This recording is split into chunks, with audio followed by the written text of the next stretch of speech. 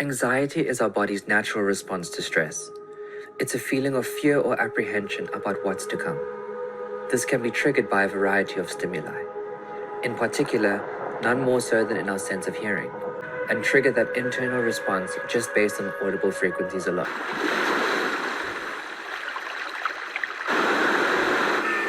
People respond to sound in varying ways.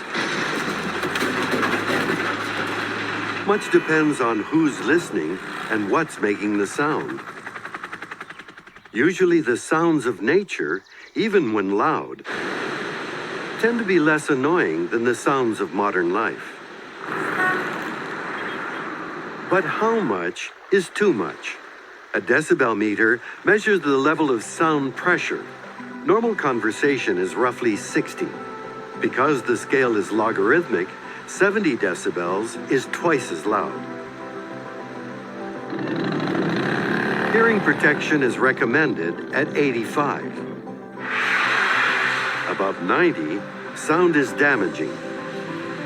Prolonged exposure to noise at this level causes hearing loss.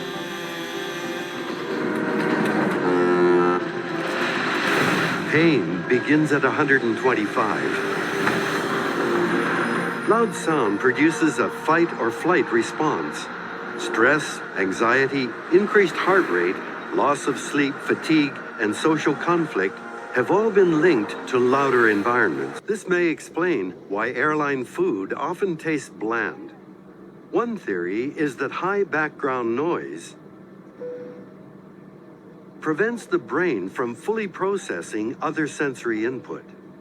The white noise actually distracts you from processing the taste as much as you might otherwise do so. So it appears less strong to you because you're distracted.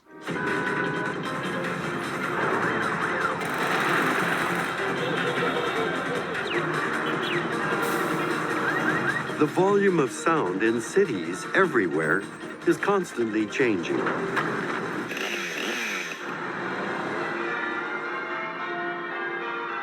Sounds that used to be strong and clear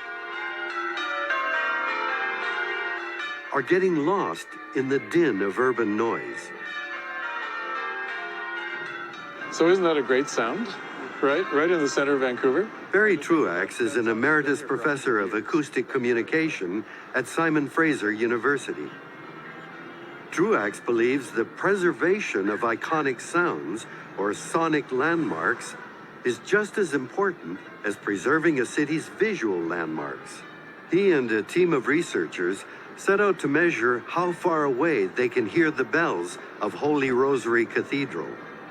His concern is that the roar of the street is drowning out the city's historic sound. Murray Schaefer created with the World Soundscape Project was a whole new field of study called acoustic ecology. It's essentially an oral ethnography, right? That you actually understand society like an anthropologist would, but using your ears and not just your eyes. These bells used to be heard all over town. Now, even if you listen carefully, even if you can still see the bell tower, the sound is lost after a few city blocks.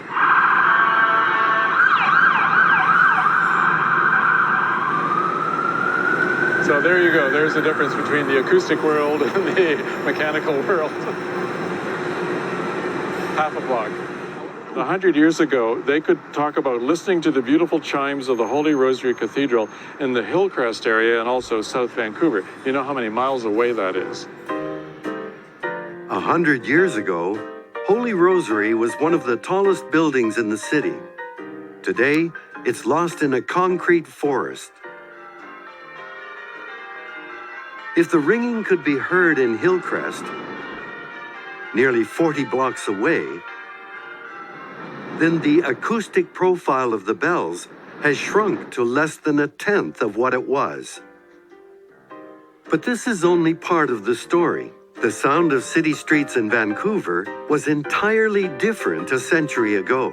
The only moving pictures from those days, shot from the front of a streetcar, are silent. But with the same technology used to create movie soundtracks, It is possible to experience what the city sounded like in 1906, when the bells were new. I'm trying to make people jump into the scene and live the scene. So I thought, well, maybe what we'll do is we will play a bit of the scene, look at around us, and see what we hear.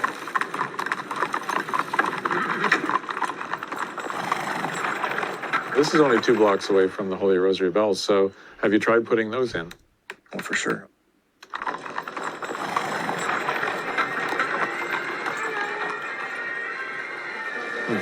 Right. Notice how they're really audible over everything else. That kind of traffic didn't dominate like it does now. I mean, this is all on a very human scale. Watching all those people racing across the street, it looks actually positively dangerous. Right. So they obviously are relying on their ears as well as their eyes to tell them what was going on. An omnidirectional monitor for things that are happening in the environment. Sound is the sense that never sleeps. The brain listens even while you dream. If you're sleeping, you're not going to be awakened by most sounds. Say, suppose you're attuned to the sound of a baby crying. That will wake you up because your brain has learned that that's something important for you, and it will go right through whatever your defenses are to keep you asleep, and you are awake. John Stuart Reid of Keswick, England, is the co-inventor of a new instrument called the cymoscope. It converts sound into 3-dimensional geometric images in water. What's happening is the sound is actually compressing water molecules under the surface and actually creating a kind of lensing effect to allow light to bounce off those subsurface structures. So here you see that there's a pattern forming in the center. If I put my finger in, you can see what happens, that it actually disturbs the pattern completely. The pattern's now gone, it's gone into chaos. If I take my finger out again and leave it for a second or two to restabilize, you can see that the pattern starts to come back again.